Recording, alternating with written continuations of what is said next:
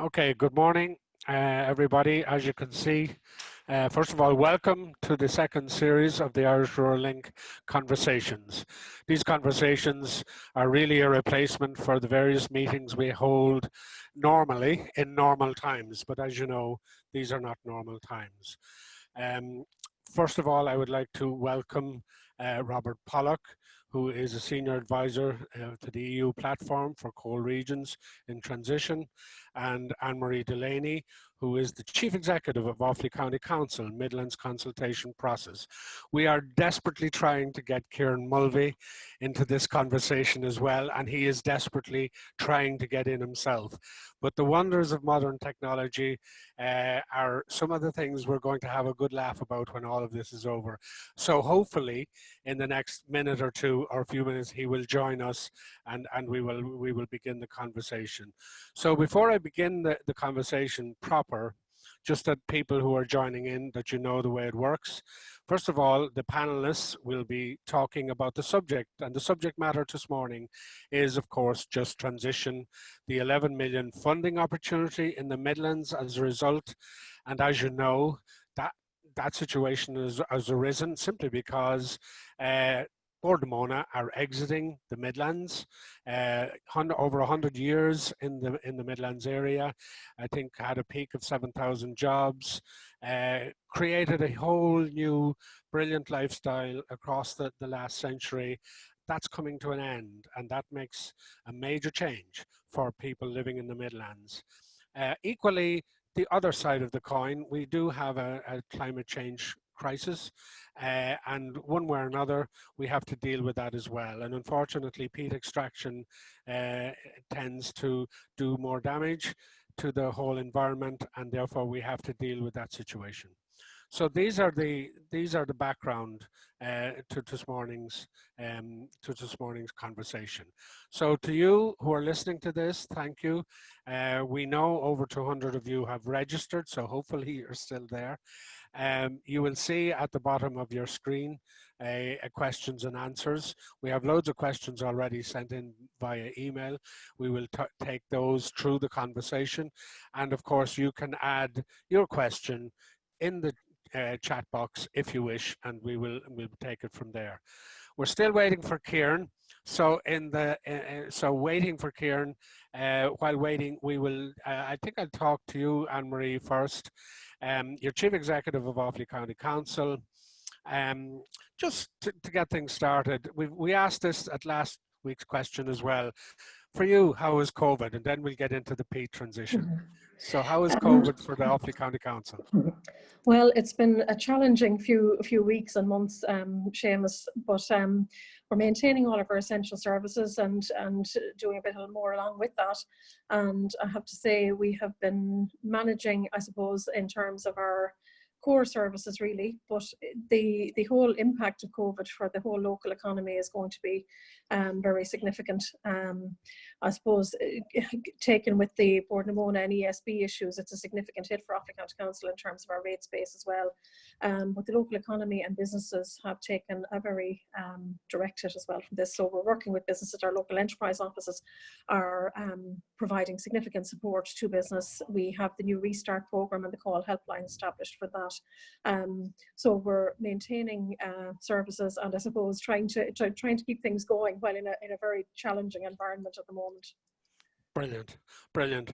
Robert, I think you're sitting in a Glaswegian office or somewhere like that. Not sure, but anyway, what's it like in Scotland?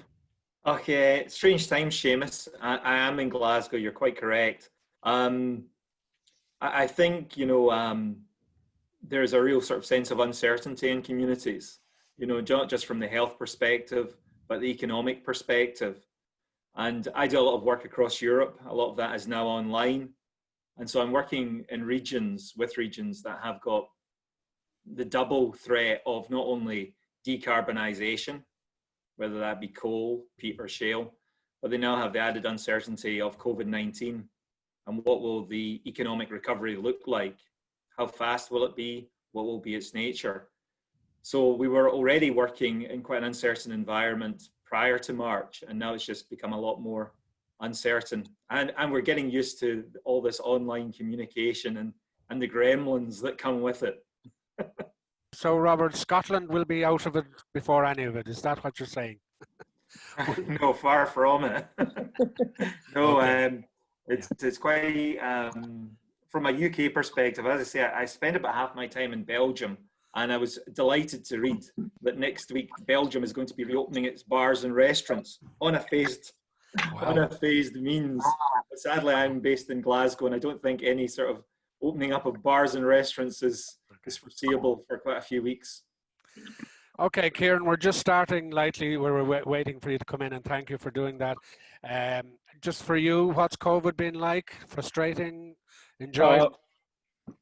Very frustrating. Look, I'm very lucky. I live in a beautiful area called Dalkey, and Matt Damon and I have been having coffee every morning. And I hope to star in a holiday movie, Contagion 2. So there you are, how the other half lives. Fed Okay. up and frustrating. That's what it's been, all right, yeah. Absolutely. Well, okay, as I said, we're here this morning, really, Kieran, and so much thanks to you, to Anne-Marie, and to Robert for being available on what is a very serious subject for the Midlands. As I said, Bord na Móna are exiting. Climate change requirements also are demanding certain changes in our lifestyle. For the Midlands, this is a major, major transition in every sense of the word. It means the loss of jobs, or at least the traditional jobs associated with Bord na Móna. It means a whole way of lifestyle changing right before our eyes. And I think what the Midland consultation process, which you had, Kieran, and I'm going to ask you about it in a second, is trying to see, can that be changed? Can I say, in my own work within the European Economic Social Council, I'm sitting on a transition committee which is looking at the Polish situation, and in Poland they're changing from coal to alternative energy sources as well. So Kieran, let me start with you. You've been appointed Commissioner. Can you tell me what that means and how that came about? Well, much to my surprise, I got a phone call from the Minister, Richard Bruton, one morning to ask me would I undertake the role of just commission transition.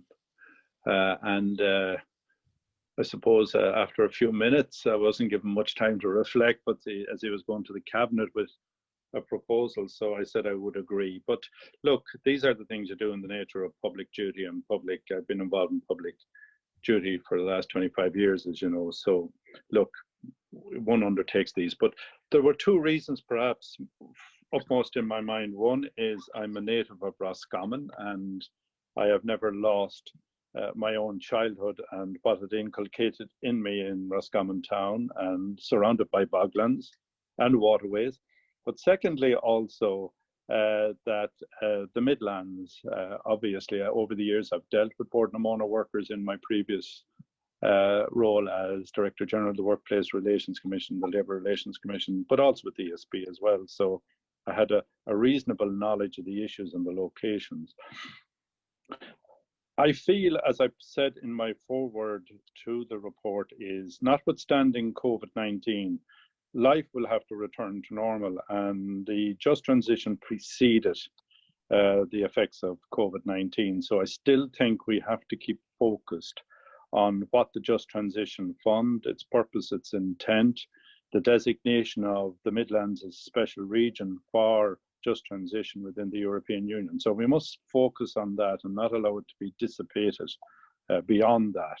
There will be a specific purpose and intent to re-enhance employment in the Midlands and to ensure that the workers in Bord na Móna and the ESB have available to them certainty of employment, and if becoming redundant, have opportunities for other gainful employment within the region. So in that sense, I just want to convey the message that it is a specific project, it has a specific intent, it has a specific regional impact, and it's centered around, obviously, Bord na Móna and the ESB, but also about the whole of the Midlands and the other industries that operate successfully in the region, and to ensure other industries and services come into the region as well. Excellent. That's excellent. Anne Marie, in terms of the Midlands, and maybe you'll kind of incorporate a kind of a common thread in the questions that are coming in at the moment. How, for example, the change, as I said at the beginning, to the Midlands as a result of Bord na Móna leaving is massive. Mhm. How do you see that, and what do we mean by the Midlands? Is it, you know, some people in the Mhm. Kildare area, Larry Fulham was asking about that, and others in the East Galway, are they part of that, or even Cairns Roscommon? So just could you take that Mhm. into your answer as well? Certainly. Thanks, Seamus, for the invitation this morning. I'd certainly welcome the Commissioner's report as well very much, and particularly around a number of initiatives that are set out in it, and around providing, I suppose, support and employment opportunities to those workers and communities that are most impacted by decarbonisation. And maybe firstly, maybe I might just outline a little bit about the importance of Bord na Móna and peat harvesting and the ESB power stations to the Midlands economy, and maybe just a brief outline of the interventions and activities that have been undertaken by the regional transition team. And I suppose really Bord na Móna transformed the economic landscape of the Midlands at a time when, I suppose, unemployment was a dominant feature, immigration was a dominant feature, and they reached a height in the 80s of about 7,000 jobs across the Midlands region. And just in relation to the Midlands region, I suppose initially our regional transition team had looked at the core Midlands counties, Laois, Offaly, Longford, Westmeath. That broadened, and Kieran has outlined that further in his own report. And the wider Midlands region now would encompass East Galway, Roscommon, North Tipperary and Kildare. I suppose it encompasses those areas where Bord na Móna have peat harvesting ceasing on those bogland areas. So it encompasses those particular bog areas.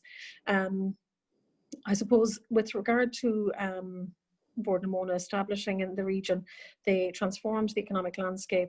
They also encouraged, there was a lot of in-migration at that stage, new settlements, new communities developing as Bord na Móna developed in the region. And indeed, they built towns and villages in the region. You see here in Offaly, Kilcormac, significant housing development in Kilcormac, and that was built to accommodate Bord na Móna workers who were coming for employment in the Midlands region. So they're really very much part of the fabric of the county and of the region. I suppose really when I suppose the transition process really, I suppose, commenced in 2015 when Bord na Móna signalled the end of peat harvesting by 2030 at that stage. And then the further announcement in 2018 with the Green to Brown strategy that the acceleration of the decarbonisation programme, so peat harvesting would cease in 2027. Now that's obviously changing on a monthly basis and at this stage. In response to that announcement in 2018, the Midlands Regional Transition Team was established under the auspices of the Midlands Regional Enterprise Plan. And there were a number of stakeholders in that, regional stakeholders across the board, both CIF, the ETBs, Athlone IT, the Chambers of Commerce, and a range of, and all of the 4 Midland regional authorities. And I just want to acknowledge as well this morning the Midland regional authorities for driving that Just Transition foundation and fund, and trying to access that fund at local level, and encouraging that EU participation piece as well, and driving that forward. I suppose in relation to the transition team itself, the main objectives there were to pursue the funding opportunities and actions that might be available to mitigate the impact of those job losses in Bord na Móna on the individuals concerned, on the impact on the local and regional economy, and to position the region really to develop alternative forms of employment, to attract investment and to maximise those existing employment opportunities, which Kieran has now outlined in his report. I suppose in relation to the Bord na Móna employment figures, in 2018 there were about 2,000 direct and further 2,000 indirect jobs in the region involved, and about 1,200 of those were involved in peat harvesting. So by the end of 2019, approximately 500 of those employees had exited. Now of those, I suppose from Offaly's point of view, we had 1,000 direct and a further 1,000 indirect jobs of those 2,000 jobs. So I suppose as a large employer in a rural region, the closure of those 21 bogs across the region is deeply felt both directly and indirectly across the region. last October, Bord na Móna brought forward its plans to cease peat harvesting to 2025, and the voluntary redundancy scheme was reopened at that stage. And this was followed by the announcement of the closure of the 2 ESB power stations at Shannonbridge and at Lanesborough at the end of 2020. So I suppose now we had at that stage approximately 12 or 13 months to end or to prepare for the transition period. And I suppose there's a further urgency now at the moment given the COVID situation, but it's an urgency to try and create those jobs and to provide employment opportunities across the Midlands. The team itself has worked across 4 areas. It's securing special status or designation for the Midlands region, the funding opportunities, addressing the needs of those offered redundancy, emerging employment opportunities, emerging property and land opportunities as well that might be available from Bord na Móna, and then marketing the region. So as part of that, I suppose we gained acceptance of the Midlands into the EU coal regions in transition. And I suppose that Robert is engaged now with ourselves, regional transition team, agreed to sign up to the START programme, which would provide technical assistance for regions in transition, and that would help us develop a holistic plan for transition for the Midlands region. And really, I suppose it's a blueprint for those impacted communities. The recent budgetary announcements in 2020 are the programme of initiatives as well, and Kieran has alluded to those and mentions them in his report, and the various reports and skills audits that are being done. I know the ETB and Department of Social Protection, I suppose particular credit to Offaly ETB, also to Longford Westmeath and Galway Roscommon ETBs. They've all come on board on this. Skills audits have been carried out in a number of the bog areas to provide a picture of the gaps and the training needs. A number of training courses have been provided by them and AIT to try and retrain, reskill a number of employees that may want to go on to further employment. Jobs Fair was held, a national conference on creating business opportunities from climate change was held in October. And I suppose the Midlands also, and this is alluded to, and you mentioned the remote working piece as well earlier, Seamus, the Midlands recently established a Midlands network of co-working facilities comprising over 20 facilities which can provide flexible working solutions across the region. And the era that we're in, I think remote working is certainly going to become a major part of the way we work. And it's also, I suppose, to provide to explore opportunities to provide additional enterprise space in the impacted bog communities as facilities might become available or vacant property becomes available. And this delivers as well on the regional enterprise plan and also the Enterprise Ireland Empowering the Regions policy. And that policy would provide up to 600 spaces in the Midlands region, and that's what they're looking at in terms of that. So we'd certainly very much welcome that. But the transition report then, the START programme, we signed up to that. Robert and his team came on board, and I suppose that's underway currently. And I suppose the message to get out this morning, really the closing date for that, for registering for that, is the 12th of June. And it's envisaged that projects that are identified as part of that process would create a project pipeline for Just Transition funds, whether they're the 11 million fund or the EU Just Transition fund. So registering projects is critical from all of those communities. And that's something that we want to, and I know Robert is going to go through that.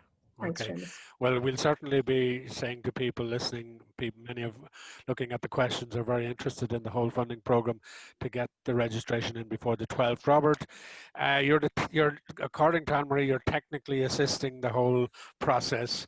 So what magic are you weaving? Okay, I'll keep my contribution fairly short, Seamus, because I'm sure we want your listeners and viewers want to get onto the Q&A. Obviously, these are very difficult times for the Midlands region and the surrounding counties that are affected by the phase out of peat.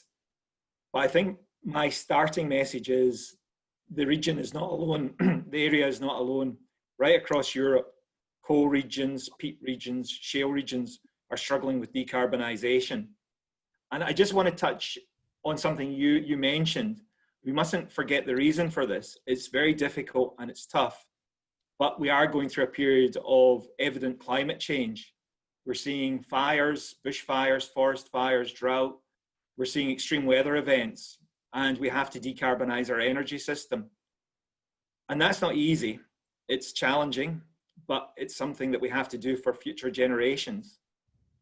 The European Commission has been on a journey of legislation and regulation and policy over the last 5 years, trying to take carbon out of our energy system.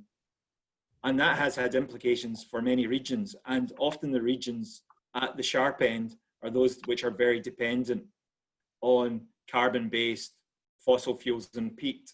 And so we're working, the Commission, recognising the difficulty of these regions in this transition process, set up the Co-Regions in Transition platform, which brings together over 30 regions across Europe to discuss the issues that they're collectively facing, identify good practice, but also to promote their needs to the European Commission, and also to provide technical assistance. And that's where I come into, and my team. We're here to provide technical assistance. Now, it was recognised by the European Commission last year that the Midlands and the surrounding counties in the Midlands have very similar features to co-regions. So they became part of the platform for co-regions. So as Anna Marie was saying, it was the Midlands applied for technical assistance, and we provide technical assistance through a program called START. Now, we visited the Midlands in December and the surrounding counties, and we had a very thorough meetings with the stakeholders. We were hoping to have more face-to-face meetings in the new year, but that's not come to pass. But what we've developed is a very detailed program of activity, which we are now delivering remotely through online collaboration. So as Anne-Marie was saying, one of their first key tasks is to develop an inventory of projects, both community-led projects, but projects also coming from the private sector and the public sector that can actually make a difference in the process of transition in the Midlands and the surrounding counties. And that's what we're currently formulating. And that's why we've asked for project ideas to be submitted by the 12th of June, so that we can actually aggregate all these ideas, identify where there's potential for collaboration, where there's potential synergies, and we can begin to map these in accordance with potential funding opportunities. Plus, by actually developing an inventory, we can actually see where there's gaps across the area in project delivery, as some areas and communities are very good at project development and others less so. And we'll be able to identify where there's gaps in project delivery. And as Anna Marie said, we're also going to be developing an action plan that looks at what has to be done in the short term, the medium term, and the long term to ensure that there is a successful transition for the Midlands.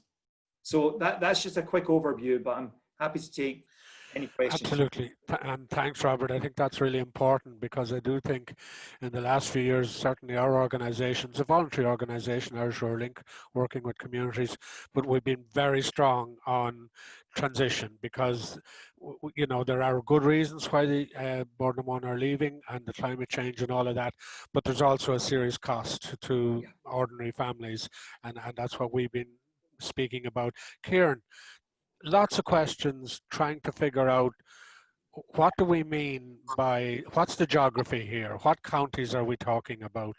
Lots of people feel that maybe Awfully Laois are getting all the focus, and maybe the border areas of the Borden One is not. How do you describe the Midlands region in terms of this transition? Well, Seamus, basically in coming to address this, obviously the Just Transition and the Midlands Regional Transition Team were based on the 4 major counties involved. What transpired during the course of my engagement was meeting with chief executives of other local authorities who were peripheral but impacted, let me put it that way, in the sense where either the ESB or Damona or both were operating, and which would have an effect upon them. So in a sense, it was bringing in those additional counties in the sense that there was going to be an impact from the loss of peat production and and would be included probably then in the peat rehabilitation of the bogs and the wetlands. So that really meant maybe the areas of Roscommon adjacent to the Shannon. It also meant East Galway, where Bordemona had works. It meant maybe West Kildare as well, and certainly North Tipperary around Littleton that had been affected previously. So I'm making a recommendation that the Midland Regional Transition be restructured and extended to include representation from those counties. But it follows my view largely that the Midlands has to be treated as a strategic area in its totality, and that the local authorities would coordinate activities between them. And I feel I have good buy-in from the local authorities on that, from the chief executive and the elected representatives. And I think that will be very, very helpful in ensuring that there's a range of projects that will be adopted and funded, hopefully, across the region, rather than heavy concentration in any particular county. Other counties may have particular impacts, and I know that from the 4 central counties involved. So it's really trying to ensure that we take everybody in context of the impact in those particular regions. Obviously, the closure of Lanesborough, Lough Repower, and secondly, the closure of Shannon Bridge are big impacts in the regions. They're both iconic locations on the banks of the Shannon. Secondly, what I'm trying to do is ensure in my report that these are not just decommissioned and deconstructed, that we allow facility of time to review those 2 particular areas and all the Bordemona facilities to see what utilization can be made for them in the context of developing further projects, further employment, further community and activity in those areas. I do allude earlier look, we took up the trams in Dublin and had to replace them with the Lewis of enormous value. We did the same with the DART. We did the same with the CIE. So what I'm really saying, let's pause. I know we have to decommission them, but that doesn't mean we need to necessarily deconstruct them and see how they can be utilized. So in a sense, to answer your question, your question, Seamus, from your listeners is, and I welcome all of the listeners, that it is really taking in those communities beyond the central counties that will be affected. The whole of Roscommon isn't, the whole of Galway isn't, the whole of Kildare isn't, the whole of Tipperary. It's just looking at those particular locations within those counties that will have this decision will have an effect upon. Thank you. And MacDara Doyle has an interesting question, which Robert, you might come in on as well, but I don't know if you can, Kieran, in the sense he's saying that he's really asking, is the funding sufficient? He talks about in Spain, we saw the government invest in some 250 million to assist the transition of their coal industry. So he would argue that the massive hit in the Midlands is just as serious. So he's asking the question, is it sufficient? So Kieran or Robert, whichever of you. Well, if I may get in before Robert, and then I can listen. Look, there's a question of scale here. The other regions affected, Robert will add to that, the area and the numbers involved were very larger, immensely larger than Ireland. But I am recommending, and I suppose it's answering the question, is the fund sufficient? The fund is really, in terms, 6 million, once off 5 million from the ESB. I'm recommending in my report a further 25 million will be put into the fund for utilization between 2021 possibly and 2023. That's largely to match the initial 30 million that's proposed to be put in from the Just Transition Fund in Europe. That will be largely concentrated on the Midlands. So what I'm really trying to look at there is a continuity of programs, a continuity of investment, a continuity of employment creation, because some of the programs in the Midlands, in my analysis, Seamus, was to the effect that largely what was happening was some were running out in 2020 and others were running out the funding in 2021. So I wanted to ensure a continuity of funding for schemes that have really great community and employment benefit value. Okay. Robert, is it enough? I think Kieran makes an interesting point about scale. One region which I'm working in and my team's working in is Silesia in Poland, and they have over 100,000 miners, coal miners, still in place. And that is not including the supply chain, etc. However, the thing that really struck me was when I visited the Midlands was just how integral the peat industry is to that community. And, you know, we want to ensure that transition is successful. Just transition should be successful. And I think Kieran's spoken for the Irish government's Just Transition Fund. So I'll speak about the European Commission approach. I must say, I've been working with the Commission for the last 18 months in the coal regions. And I've seen, and when I speak about coal regions, I include peat and shale regions. And I've seen the importance of successful transition rise up the political agenda.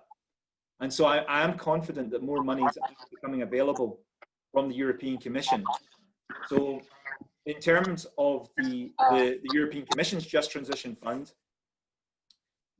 there had been talk of approximately 30 million euros being allocated to Ireland during the period 2021 to 2027. That there is now talk of that being increased to about 150 million euros. So we are seeing a marked increase in the European Commission allocation to the question and the challenge of decarbonisation and transition. So I think we have to look at not just the Irish government's Just Transition Fund in isolation, the 11 million euros, and as Kieran says, that may evolve over time, but we have to recognise there are other funds available to assist transition, whether those be European Commission funds or whether they be other Project Ireland 2040 funds. So is there enough resources? Discuss, but there is increasing resources.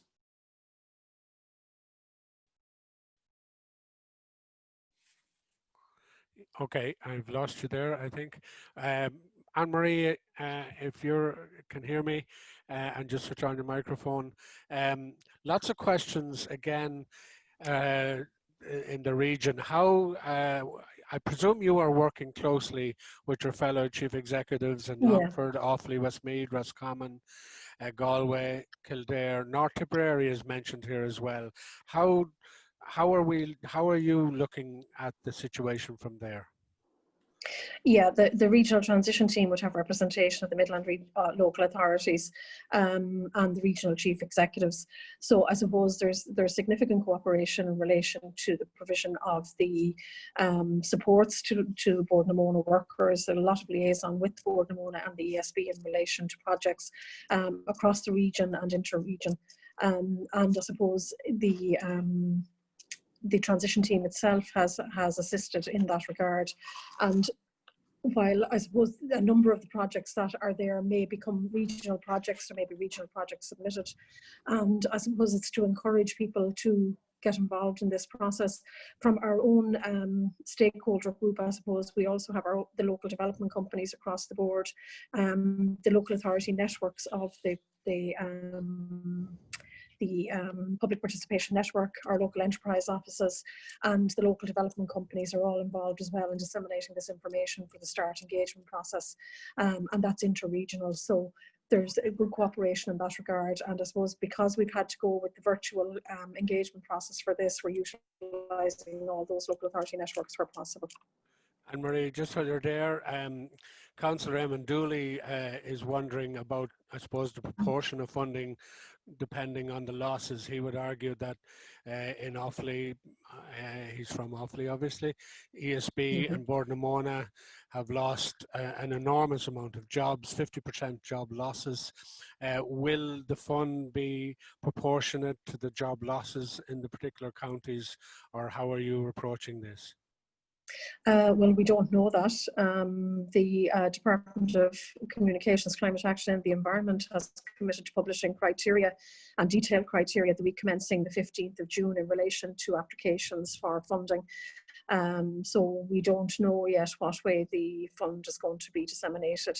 And obviously projects of merit will probably be successful in that, depending on the criteria that's set down.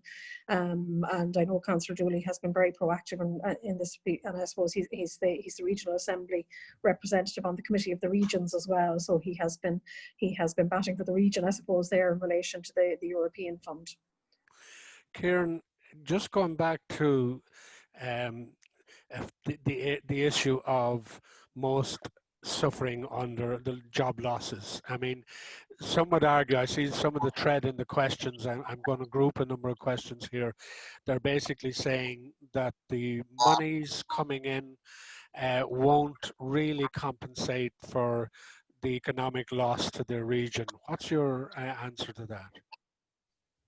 Well, Seamus, and to the questioners, this is the question of economic loss arises when the level of redundancies within Bord na Móna or within the ESB, and it will be related largely to that. Now, what I would have to say is that in my engagement with the ESB and Bord na Móna over the years, and more recently in my current role, I find them both very enterprising companies. They have tried to anticipate the loss in terms of the suddenness of the decision. If I can just, and everybody knows this, and it's a short memory, but this decision was anticipated by 2027.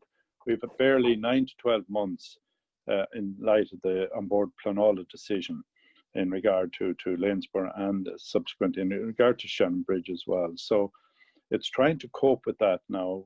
Bord na Móna are engaging on alternative enterprises and seeking that. They've won the contract, thankfully, just now in May for the rewetting of the boglands from the National Parks and Wildlife Service. They have a number of enterprises in place at the moment. And I know there are other companies, about 2 or 3 of expressions of interest privately in utilising Bord na Móna facilities or lands for private enterprise or in solely or in partnership.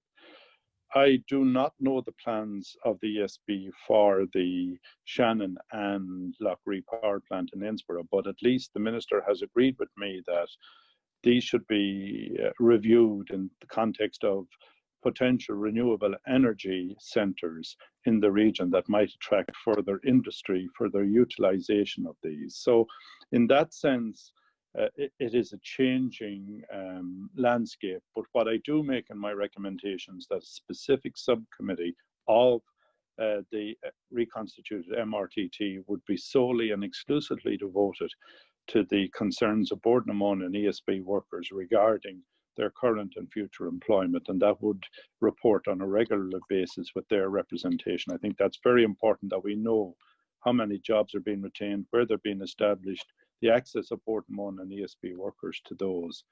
I think that's very important, and I listed to the representations of the unions and Congress on that. The other issue I think is, and we should not lose sight of, is that, and Anne-Marie alluded to it, there are very, very strong strengths in the region. You have a very, very active local authority structure. You have very active state enterprises. And what I'm recommending is that a number of consortia be set up between the local authorities in accessing all types of funding, both domestic and European. But secondly, also that the Enterprise Ireland and the IDA and the excellent local enterprise offices be also engaged in a consortia to look at bringing industry into the region, bringing services into the region, playing to the strengths of the region. We can create further business hubs, innovation hubs, the whole new working from home. I am recommending, and the government are considering it, incentivizing companies to come into the region by giving them carbon tax credits, but also people working remotely, working in the region, be encouraged to work within new industries to be established, and that they, as individual workers, would get tax credits for staying in the region and utilizing non-diesel or non-fossil fuel vehicles. And I see the Taoiseach actually took up that suggestion recently. So look, there are a multiplicity of potentialities. It's a question of getting these on the ground.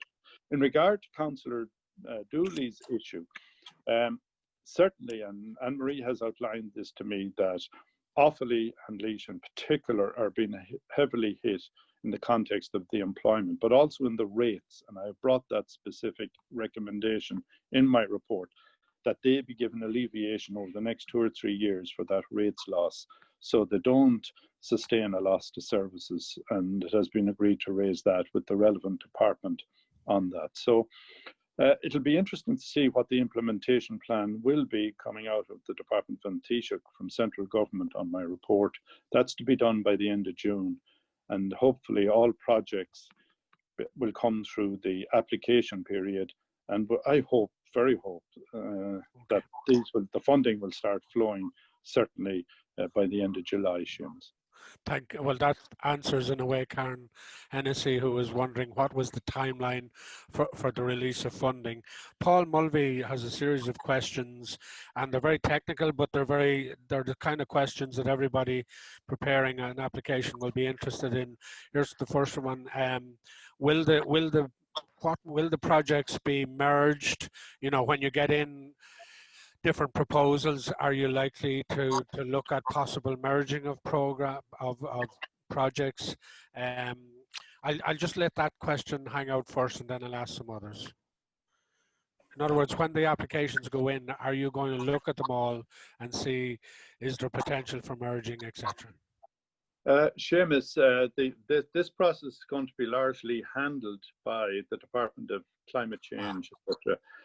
It will have MRT representation. I'm not directly involved in that, but certainly if they follow the indications in my report, I would expect cross-border projects to be supported, particularly in the heritage tourist area and in the recreation area. Individual projects for enterprise, if there is a potential there, I'm sure the selection committee might encourage both, let's say, if two projects of a similar type in separate counties, that there may be an argument around cost here, that there could be better value got, particularly if there's a cross-border issue, cross-county issue here. So I expect people to use their imagination and creativity to bring projects together, or bring people together who have similar type projects in different counties. Okay. And Marie, will there be feedback to proposers after the closing date? Do you know, or how will that work?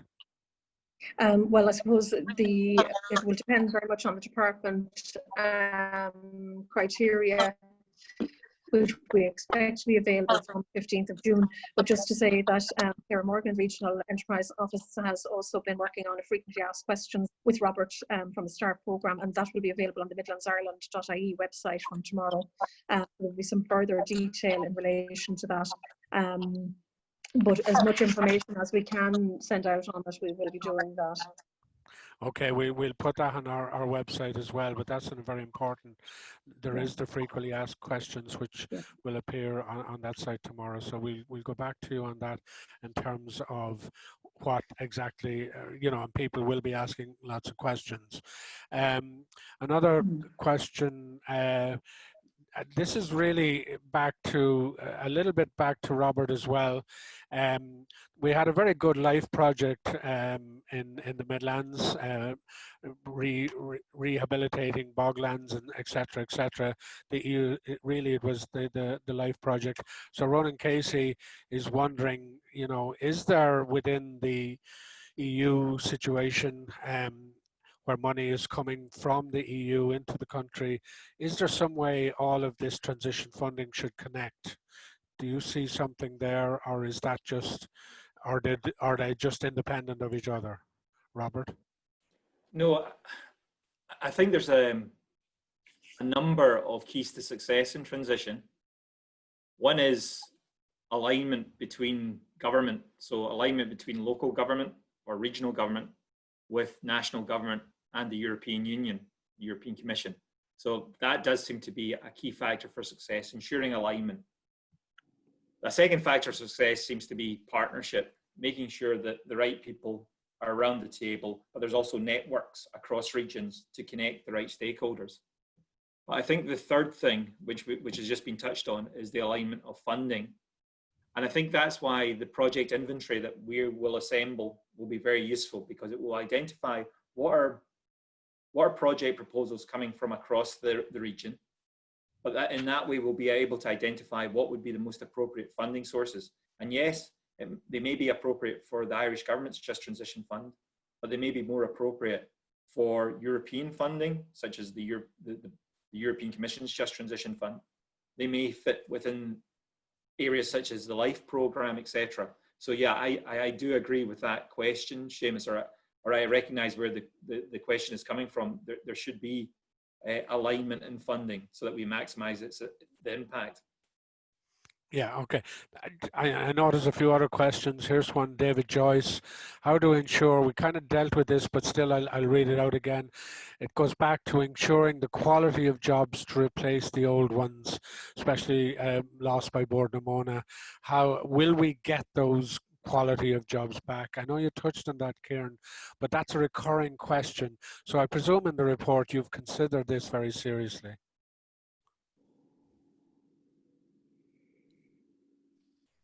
Yeah, look, there's employment law issues here, but there's also questions by which if there are new industries and new enterprises being established, they establish their own terms of reference and conditions of employment in accordance with employment law in Ireland. So in a sense, what I'd be saying here is where there are matters for negotiation internally within the existing negotiating structures for Bord na Móna and the ESB, where the ESB or Bord na Móna are directly involved in offering alternative employment in new enterprises or new industries, where they are the major employer.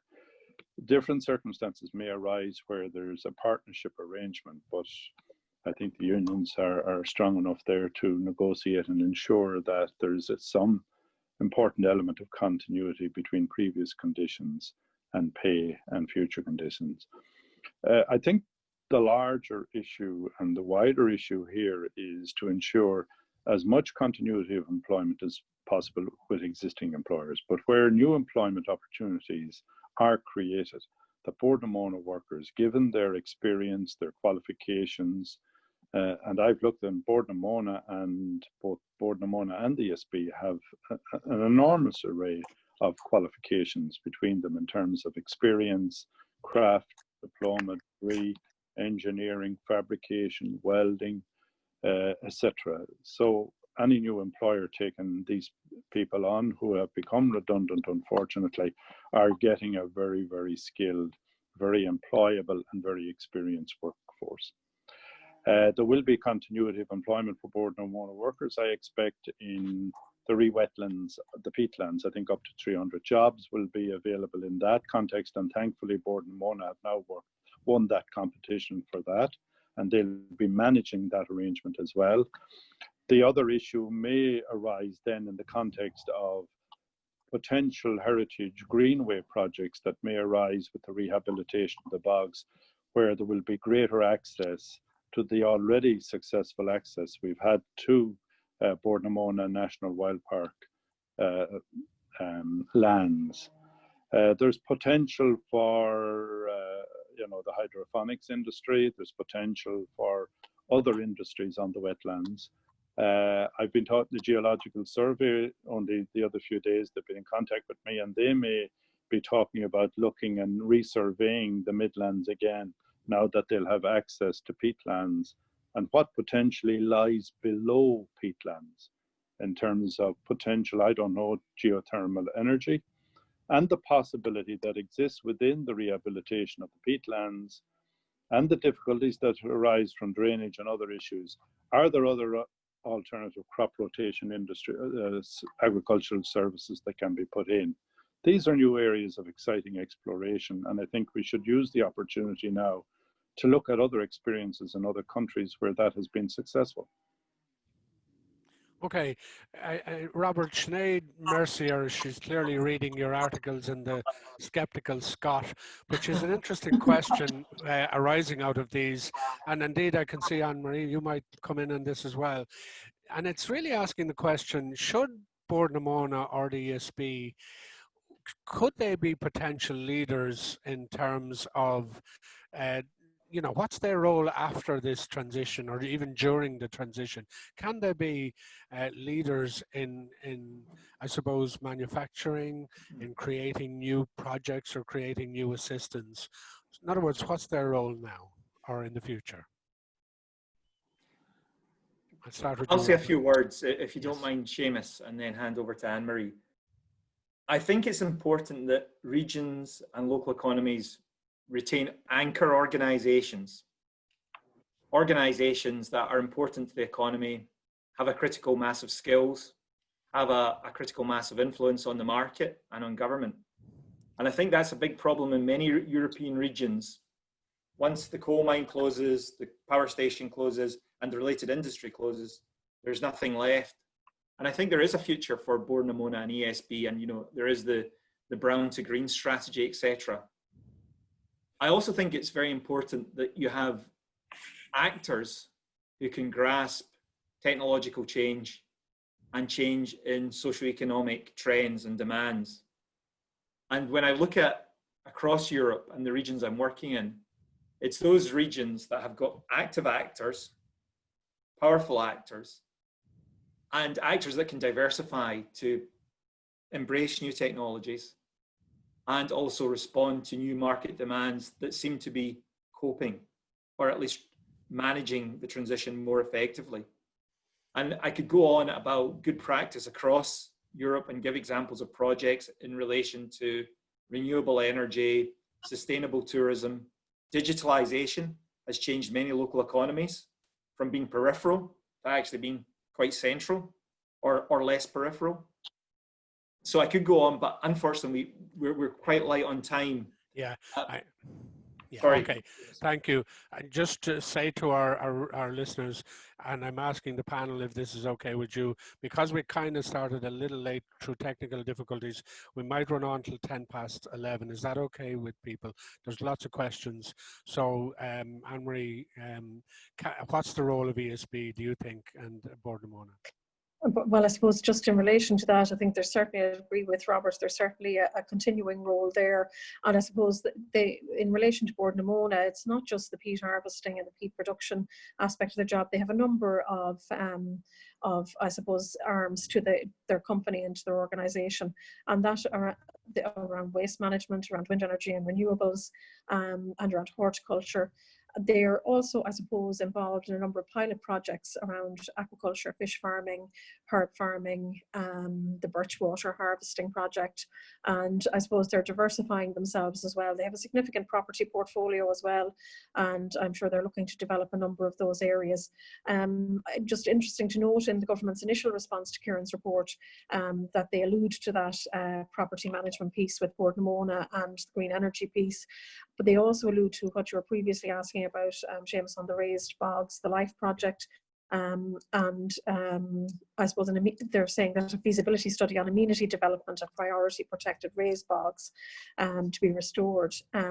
Those raised bogs that are to be restored, that feasibility study is to be undertaken in 2020 by Bord na Móna on behalf of the department. So Bord na Móna are engaged in a range of initiatives, and I suppose that particular amenity project would hold links as well to existing plans for Blueway and Greenway development across the boglands and linking into the bog rail lines as well. So that links into our tourism product, I suppose. So there would certainly be an ongoing role for Bord na Móna and the ESB in the region. Kieran, Pádraig Boland is wondering who are the guardians of the just transition principles? Is that you, Kieran? God, I wouldn't like to be the guardian of anything, but no, I'm going to put a lot of reliability, as I recommended in my report, on the reconstituted MRTT and the consortia in the region. I think Robert made a very important point there about the central necessity of local government building into regional government. And then, of course, central government and the myriad of projects funded by different departments and supported by different departments, almost 9 government departments I outlined in my report involved here and what they were doing. To me, the heart of the drive on this just transition will be the implementation plan that will be issued by the Department of Taoiseach by the end of June, and then its adoption, hopefully, by the Midland Regional Transition Team. They will be central to everything, and hopefully I and my colleagues will give any assistance we can there in forwarding the objectives of the Government Action Plan, the implementation plan, and the recommendations in my report. But the point I want to make is local government is the heart of any drive on the principles and the guardianship of the Just Transition Programme in the region. I don't think, as Just Transition Commissioner, it might sound a grandiose title, but really my approach is to assist, listen and help. And it's for the local authorities then to drive forward in their counties and in the region the objection of maximising this potential challenge and opportunity and build something sustainable out of what has been a very, very shocking experience over the last 12 months. Yeah. Okay, Anne-Marie, the types of projects that you think might be funded, Orla Layden, I think from Roscommon, I know Orla, how are you, is wondering, can you have a transition development worker or workers maybe in the affected areas? So is that a possibility? But what sort of things do you see people thinking about in terms of this funding? Yeah, I suppose that's a very good idea, and I suppose we've been making a case for staffing and resources for the regional track. I think we've lost on. Region. Go ahead. Anne-Marie, we kind of lost you there a little bit, so just answer that question. Sorry, Seamus. Yeah, can you hear me okay now? Yes. Yep. Certainly welcome that suggestion, and I suppose the regional transition team are looking for additional resources to try and roll out some of those programs, initiatives throughout the region. So a transition worker would certainly be an idea that we take back and try and see can we resource that some way across the region. But I suppose projects that we're looking at, and Kieran has mentioned a few of them. The Centre for Climate Change would be very welcome. The Peatlands Centre of Excellence, there's a huge history there in terms of the Bord na Móna tradition in the region, visitor centres, the tourism product itself, and it's alluded to in the response from government as well, and I suppose the remote working hubs and the digital hubs around the region. Broadband and the broadband capacity and infrastructure around the region would certainly assist all of the local authorities' digital strategies, and I suppose it would facilitate those remote working hubs as well, and the ability to work remotely. I suppose in relation to the retrofit programme specifically for social housing, we'd certainly welcome that, and that 20 million allocation in budget 2020, and I understand there's a meeting on that today with the department by the various housing departments, and I suppose that would support a certain number of jobs and obviously link into the retrofit training programme that's ongoing through the region.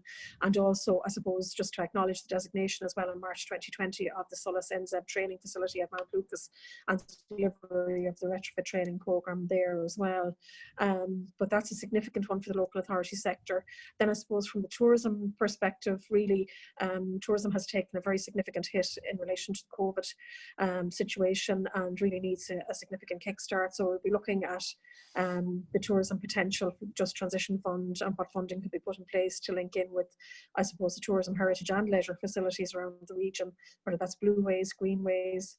Fáilte Ireland, of course, would support the region anyhow through the Hidden Heartlands brand and also through the Ireland's Ancient East brands, and the funding streams and applications are available through those streams as well, not to neglect the funding streams that are available there. And a Shannon master plan has also been developed to link in to the potential of the region for developing those tourism projects. So depending what comes from that, we'll be able to hopefully make application through those funds.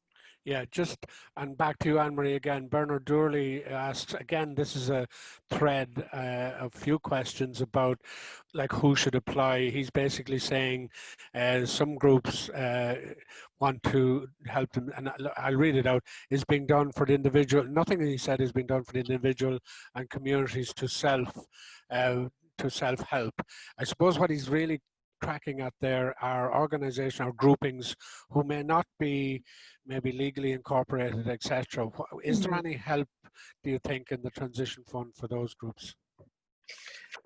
There may be. It depends on the criteria. Again, that's set out in the detail, the criteria that comes out from the department on the 15th of June. There may indeed be, but I suppose the fund itself is to target, I suppose, those communities that are most impacted across the region. And I suppose assistance will be provided through the PPN and through the Leo network for those. And I suppose our own community network and the local development companies are assisting some of those groupings to ensure that they have proper registration and proper committee set up and companies set up for applications. So I suppose it's important that they would have that done. But I suppose we still Okay, we're need to losing see your. what that criteria is going to, what the detail of the criteria will be. Okay, Sorry. this is a we still need to see what the detail will be. Yeah. Okay, we're kind of losing you. I know, look, I think an Irish Rural wouldn't mind helping out in that area as well.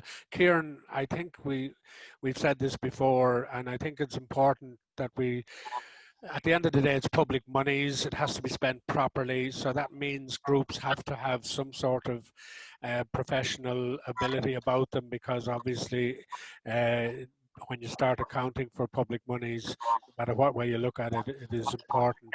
What would your advice be to groups who are still not fully set up? They might have a brilliant idea, but they're just not there yet, you know? Well, I think very much, Seamus, I'm hoping the criteria will be liberal enough to allow the selection committee, when it is established, to procure and evaluate and recommend these projects, will take on board a combination of views in terms of those that are shovel ready, so to speak, those that are enterprising and have very, very good potential in terms of employment, anything from 5 to 15 to 25 potential employees being taken on board, but also the community aspect of it, to have a reference point by which communities can be assisted. I'm aware of this through sport and sports capital program, that not everybody is up and ready and running, but if one felt they could do this within a short period of time, then maybe the selection committee could give a number of pointers to them what needs to be done. Some questions arise, well, we don't have property, but we might have access to a property, but we have a property, but we need to retrofit it, etc. We have a good idea, but we need some professional assistance to carry out a feasibility project. I think these need to be in the criteria, and I hope there will be, to assist. And but also there's great resource already there through the public partnership, through the community groups, established community groups. The LEO offices in particular are very, very tuned to what needs to be done. So there's officers in all the counties and all the agencies, both community, public and local authority, to assist there. And I think what we need to do here is to have an open view that assistance to the community is paramount, and that they don't always necessarily have the same professional resources of well-established companies or enterprises. So look, let's take what we can't. One thing we must do is that the money has to be accounted for under public procurement. But look, local authorities have a tremendous track record in this. Thankfully, we've had very little scandal in that area. Good, good. Quick questions. Catherine Fogarty, is any area being left behind? She lives near Thurles, and does Anne-Marie or Kieran, is Thurles in part of this process? I just, in that, I know some of the North Tipperary area is included, but it depends on where that Okay. peat harvesting is ceasing in those bog areas, so I'm not quite sure on that one. So I suppose, Catherine, just connect with the transition group. I just, Anne-Marie's signal broke up a little bit, but it seems that some areas in the North Tipperary area may be included, but make contact with the team on that one, I would argue. As both Bord na Móna and Esb are the main employers affected in the region, how can assurances be received from Just Transition perspective that both companies will proactively work to protect continuity of employment, but especially continuity of employment conditions? We've kind of dealt with that. I know we want them involved, but I suppose that really is as much a matter for them as well. They have to make their decisions. But Kieran or Anne-Marie, if you want to come in there, but that would be my sense of that answer. Yeah, that's correct, Seamus. Yeah. Yeah, that's So, Seamus. Yes, there are internal and external processes within the ESB and Board Mona to deal with these yeah. issues. Here's a question which may more be for a department person, but still we'll put it out there and we'll see can we get an answer. This person is wondering why the deadline is the 12th of June and the criteria is being published on the 15th. Anne-Marie, can you kind of show light on that, or is that just a, I think I know the answer, but go ahead anyway. Yeah, I suppose the time frame for this has been quite a fast one in terms of trying to get the projects and the start engagement up and running, and we've been trying to do that for a while. I suppose there's a process of engagement there with the department, and the department have said that they're working through the detailed criteria for the scheme, and they won't have that available until the 15th of June, that week commencing of the 15th of June. I think and that's outlined in the initial government response as well. Exactly, and I think the strong advice is get your idea, registration, whatever, in by the 12th, no matter what, because that really is what you need to do. You need to get your name in there. That would be correct. Maria is nodding. David Hughes, I think I know the answer. Will the proper link be put up for the funding? That link is already up, is it, Anne-Marie? Yes, the Midlands Ireland.ie are all queries and applications are to be submitted back into that address. Yeah. Yeah, we have lots of compliments to you, Kieran. I'll just embarrass you, that they're very happy with the report. They think it's fair and balanced, and they think it's a huge opportunity for all of the Midlands area to get involved. You couldn't possibly answer this question, but I'll say it anyway, and if you want to comment, by all means. A lot of questions are saying, is there any, they're slightly worried that government are handling this. They'd like it to be more decentralized in terms of the funding is distributed by the local authorities, etc. I don't know if either of you can comment on that possibly, but these are questions that are coming in. Well, Seamus, there's, I had said publicly, I think on one or two occasions, that I expected the fund to be put in an escrow account to be managed by Offaly County Council, and Anne-Marie offered that facility to us as they are a local authority, and I felt they would meet all the required accountancy rules and their own auditing arrangements. But my understanding is other government departments had a view that this funding arrangement, if it was to be transferred, need primary legislation. So my view is, and I've expressed it to them privately, but now probably informed you publicly, that primary legislation should be enacted as part of maybe an omnibus climate action bill that is on in preparation, so that the further funding after 2021 would go into that type of funding under the aegis of the local authorities, rather than from central government. Because I think local government, as I come back to, are more informed on the ground, and it would mean for more fast-tracked engagement, for more fast-track delivery, and more fast-track responsiveness to local demands and needs. So I think that may be taken on board. I think probably it will arise anyway in the context of government formation talks if we do eventually get a government. I think maybe there might be reorganization of government departments. I don't know. I think climate change will be at the center of everything we do in future.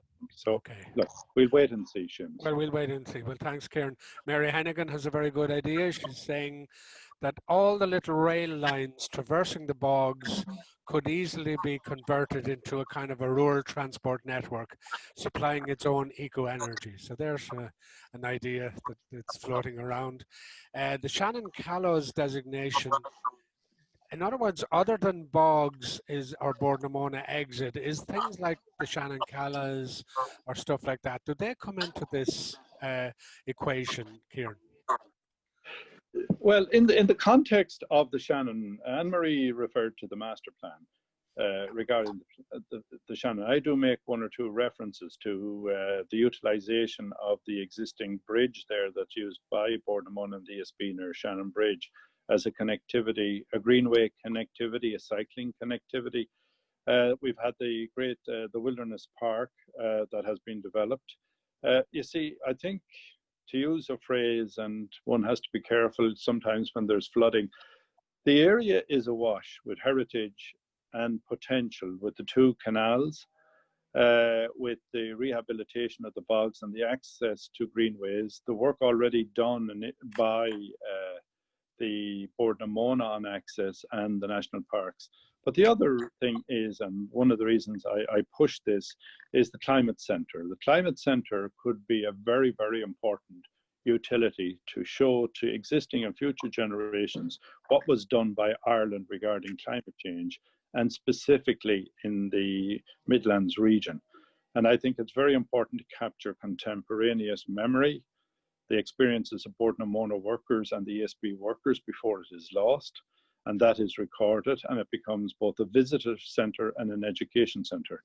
I mean, I have the view that transition year students should be, part of their transition year is to visit a centre like this and to understand the need for climate change and why we had to change and the effects it had upon workers and communities making that transition before it's lost to memory. Brilliant. Other people are simply asking, here's one for you, Robert. What countries are covered in Just Transition within the European project? And how, in terms of the other way of measuring the NUTS region, which you may be familiar with, does all that criteria feed into this process? Sorry, I thought I was on mute. Yes, the Co-Regions in Transition platform covers all the countries of the European Union, not just coal areas, but also peat areas and areas that mine shale or use shale for power generation. The project I'm working on, the START program of the platform, which is giving technical assistance, gives the technical assistance to 7 regions, an initial group of 7 regions. The Midlands is one, but we also work with Silesia in Poland and Malopolska in Poland. We also work with the Jiu Valley in Romania, which is in Transylvania and has got a lot of deep mines. We also work with Karlovy Vary in the Czech Republic. We also work with the Peloponnese in Greece. A lot of people don't associate Greece with coal mining, but they've got a lot of open cast lignite mines that cause incredible environmental damage on a massive scale. And we also work with Asturias in Spain. So my team is working with those 7 regions, but we have other partners within the European Commission, and I won't go into the details of it, but within other Directorate Generals working with other regions. So we're trying to work with as many regions as possible in this journey of transition, and we are trying to connect it.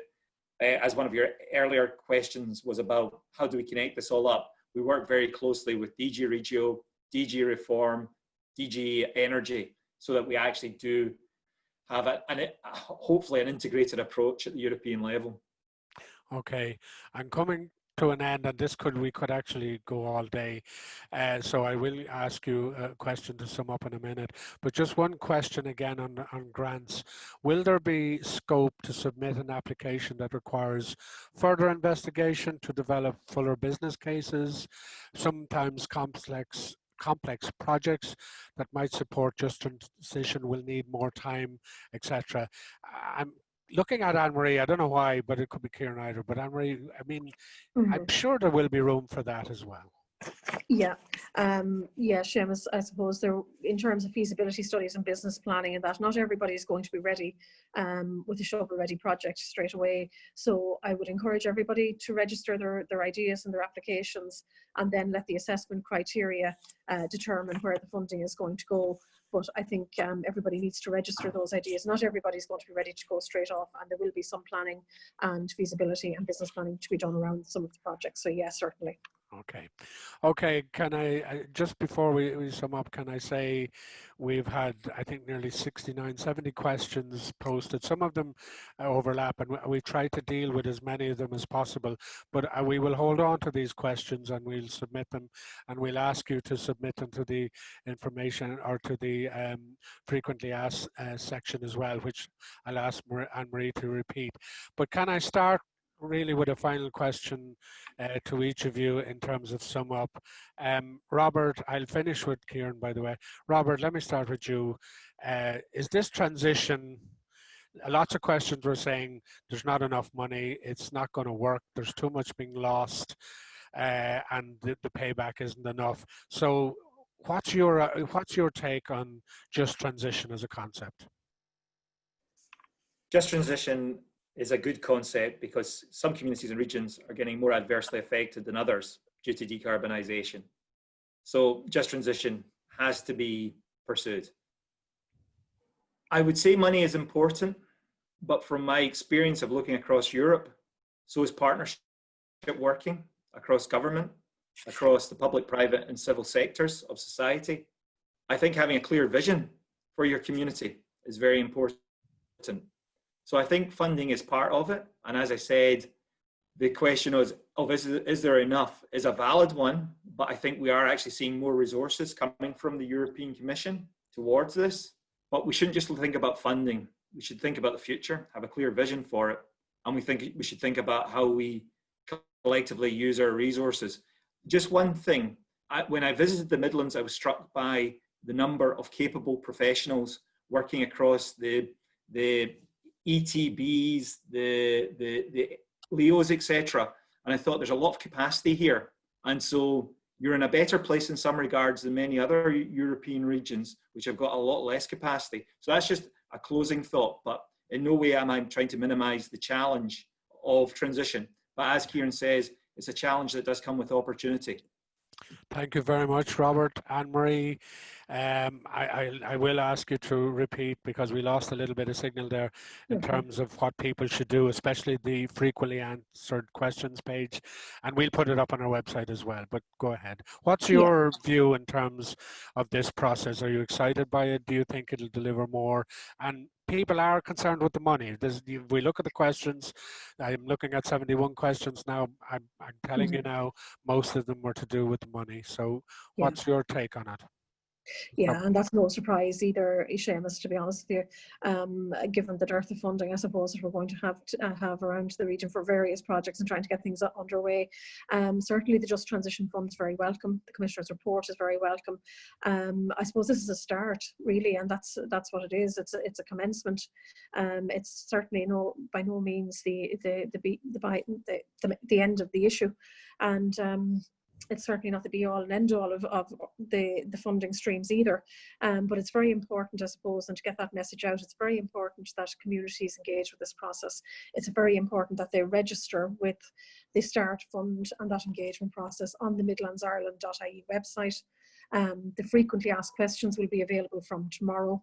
The fund, I know, we're asking people when they're registering that they identify, and it's up to them to justify that they're from one of the most impacted communities.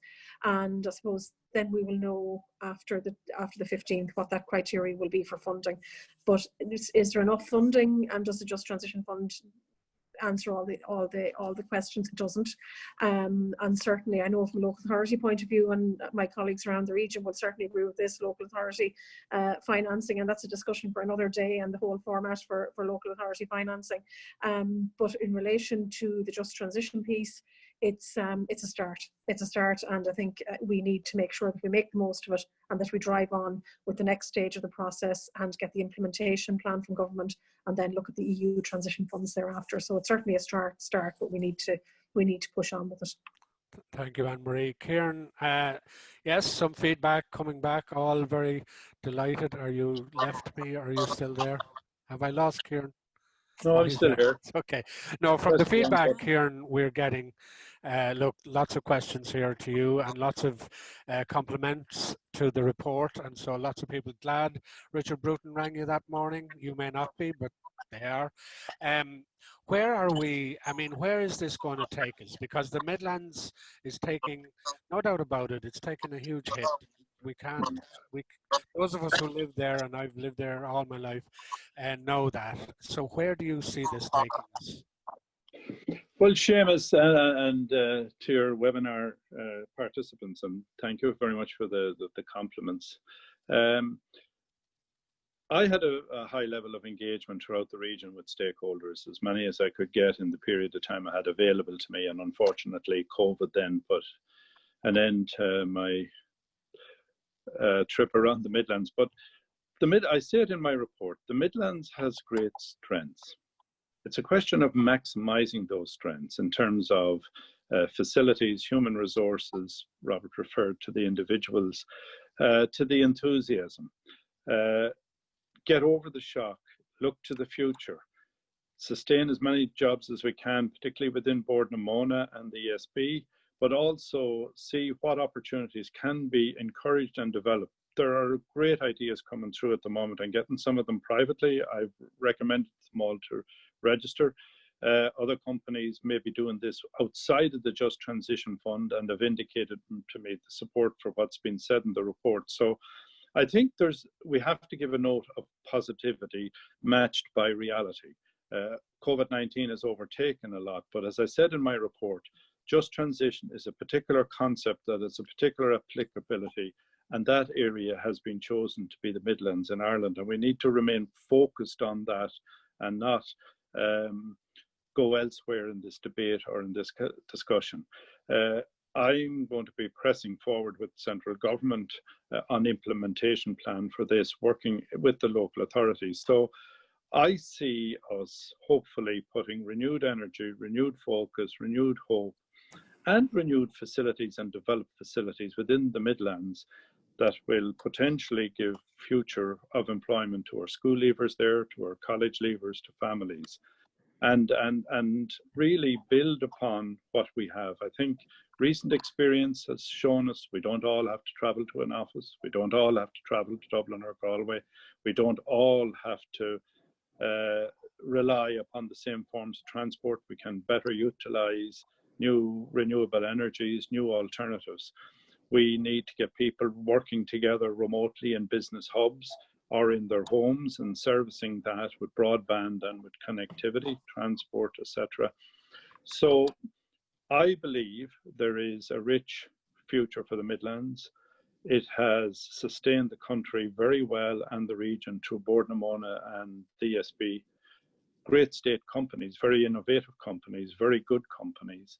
And I think there's a lot of confidence that the businesses that grew out of those, but also, you know, there's a great food, there's great renewable energy, biodiversity, horticulture, science, second site potentials, light engineering in the Midlands, apart from the tremendous tourism options. So all of these I try to outline in my report, and I recommend in a lot of cases that the existing funding outside Just Transition be continued. And in reference to a point made, we mightn't be able to fund all the projects now, but if there are projects that have real potential but need further time, they can be put into a further funding period, hopefully in 2021-22. Thank you very much, Kieran, for that. Can I say before we sign off, look, Irish Rural Link, our motto is sustainable rural communities. That's what we stand for, and that's what we believe in. And we're nearly 25 years or longer in existence, so I can tell you we will be watching the process, as they say. We have also a Community Wetlands Forum, which is a very successful network of community groups, and we would ask them and more to join us in terms of establishing projects in their own areas. The Community Wetland Forum is basically making sure that a community who lives beside a bogland that's no longer in production or a wetland or whatever can actually turn that area into an asset rather than it being a kind of liability. So please join us. And indeed, for those of you who have joined us this morning, I hope many of you are members of Irish Rural Link, and for those of you who are not, you will forgive me if I ask you to think of joining us, because we are a voluntary organisation and we really need your help. We do thank you sincerely for joining us. Over, I think it was nearly 250 or something, joined us this morning. So we sincerely thank you for doing that. So can I thank especially Robert Pollock, Senior Advisor, the EU Platform for Coal Regions and Transition. Robert, well done and thank you, and we will be looking to you again. Anna Marie Delaney, Chief Executive of Offaly County Council, part of the Midlands consultation process. Brilliant again and doing enormous work. So thank you for being here this morning. And of course, Kieran Mulvey, the Just Transitions Commissioner of the Midland consultation process, who took time out this morning as well. I hope people enjoyed this morning's presentation. Next week we will continue the series. We have a series, Kieran, you'll be glad to know, you'll probably tune in. It's on remote working. And we have Thomas Shiakan of the Western Development Commission, Tracy Coe, founder of Grow Remote, and Sean Della, a recruiter with GTLab Inc. Remote. So that's next week's conversation, 10 o'clock to 11. Thank you for all who joined, and to the panelists, enjoy the rest of the day. Thank you, Seamus. Thank you. Thanks, James. Thank you.